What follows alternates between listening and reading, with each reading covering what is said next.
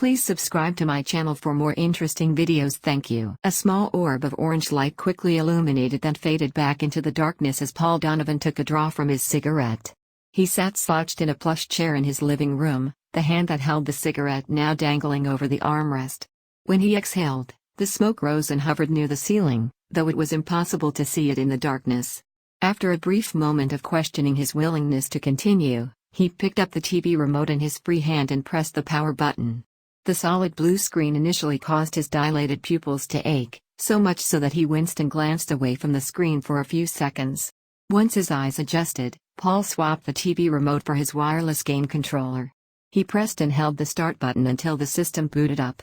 After taking one final draw of his cigarette, he snuffed it out in an ashtray that was resting on a nearby end table.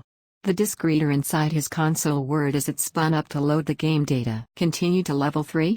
The dialog box gave him one last chance to change his mind. He initially used the controller stick to highlight the no response, and lingered there while contemplating the possible consequences of playing on.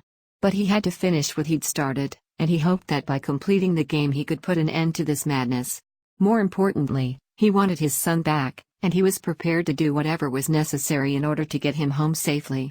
He returned the cursor to the yes option and confirmed his choice. Being an avid lover of horror and survival games, it was only natural that Paul would accept the challenge to play this game. He had learned of it quite by accident 2 weeks ago as he was browsing the discussion forum of his favorite gaming site. Someone had posted a topic requesting recommendations for the scariest games. Paul opened the thread with the intention of providing a long list of his favorites, but as he read through the responses he saw how the conversation had turned in a much different direction, beginning with a reply from a user he'd never seen before. Chameleon01, if you guys are looking for a scary game, I've got one for you. I'll bet no one on this board could even finish it. GamerGabe, PFFFFFT. Yeah right. We've played everything there is. What's the name of it then, newbie? Dark Shadow 957, low post count plus outrageous claim equals troll. Raven well, what game is it? Revenge of Sephiroth, let me guess, a Pokemon game? GamerGabe, at Revenge of Sephiroth, bwahahahahaha. Dark Shadows 957, troll. Come on guys, don't feed the troll. Chameleon01, it's called Willow Creek. GamerGabe, sounds lame. Raven I googled your little game. It doesn't exist. Nice try though. Bye-bye now. Chameleon01, it's a pre-production bootleg. It's not supposed to be out until next year. Raven we still would have heard of it as an upcoming release. Besides that, how would you even get a hold of such a thing? Geez, some people. Chameleon01, I work for the developer. That's all I can say. Do you want to play it or not? Raven what system? Chameleon01, PM me. I'll get you the version for whatever system you need. The more Paul read into the depth of the thread, the more his interest was piqued. He wondered whether or not Raven had gone on to request the game from this stranger. He hovered his mouse over the link to Chameleon01's profile, then clicked it and began composing his own private message to the unknown user. He was hesitant at first to give out his home address, but he rationalized it away by telling himself it wasn't any different than the hundreds of random strangers using eBay that had already obtained his personal information over the years. A yellow padded envelope with no return address arrived in Paul's mailbox 4 days after he sent the private message. Inside was the game disc in a paper sleeve. On the disc, crudely written in ink, was, Willow Creek, Beta v. 1.0. Ah, so this chameleon guy is in charge of beta testing. That makes a little more sense, Paul mumbled to himself. His mouth then broadened into a partial smile. Well, he didn't have to be so cryptic about it. A young boy came running into the kitchen where Paul stood looking over the rest of the day's mail. Who you talking to, Dad? The boy asked. Oh, no one, Scotty. Just myself. He shuffled through the bills and junk mail. Scotty was 10 years old, an above-average student, but a typical boy all around. He loved playing the seemingly endless stream of video games that his father was constantly bringing home. They had partnered up for many adventures on most of the multiplayer games, unless Paul deemed the game to be too mature for Scotty, and even when games were single-player, Scotty loved to watch as his father solved all the puzzles and defeated the toughest bosses. Paul knew that Scotty's mother would probably not approve of all of the games that they'd played together, but she hadn't had a say in the matter for nearly a year now. We got a new game, Paul announced to his son, holding the disc out toward Scotty. Scotty took it from him. "It looks fake," he said. "Well, it's a beta test. We'll be among the first players." Scotty's eyes lit up. "Cool. Can we play it tonight?" "Sure, if we have time. You make sure you get all your homework done first though. Okay?" Scotty hung his head as he placed the game disc on the kitchen table. "All right," he replied in a resigned voice, remembering how much homework awaited him that evening. It was getting late when Scotty finally finished his schoolwork and came barreling into the living room, begging his father to play the new game. "It's already 9:30, bud. You need to be getting to bed soon. Can we at least start it?" Paul hesitated for a moment. "Okay. But you're not staying up past 10. Scotty's excitement boiled over as he grabbed the game disc and booted up the console. He handed his father the first player controller. After a brief title screen, there were 3 level options listed from top to bottom. The only option that was active was level 1. The remaining 2 levels were grayed out. In the Scotty hung his head as he placed the game disc on the kitchen table. "All right," he replied in a resigned voice, remembering how much homework awaited him that evening. It was getting late when Scotty finally finished his schoolwork and came barreling into the living room, begging his father to play the new game. "It's already 9:30, bud. You need to be getting to bed soon. Can we at least start it?" Paul hesitated for a moment. "Okay. But you're not staying up past 10. Scotty's excitement boiled over as he grabbed the game disc and booted up the console. He handed his father the first player controller. After a brief title screen, there were 3 level options listed from top to bottom. The only option that was active was level 1. The remaining 2 levels were grayed out. In the background, behind the text, was the still image of a closed door depicted from inside a dark room with light radiating from the gaps at its edges. "What's this about?" Scotty asked. "I don't know exactly. But it's supposed to be scary, so I may be sending you to bed if it gets too bad." Scotty groaned. Paul confirmed the selection of level 1 and sat back as the game loaded. "It looks like it's only 1 player, so you'll just have to watch me play for a while." "That's okay." After a few seconds of load time, a cutscene appeared. Paul and his son watched the animated footage, a first-person perspective as the protagonist entered a door with a frosted glass window into an antiquated office environment. On the window, deckled in thick black lettering, was Detective Charleston. Somber ambient music droned in the background. The scene reminded Paul of the way many of the classic film noir he'd seen over the years had begun.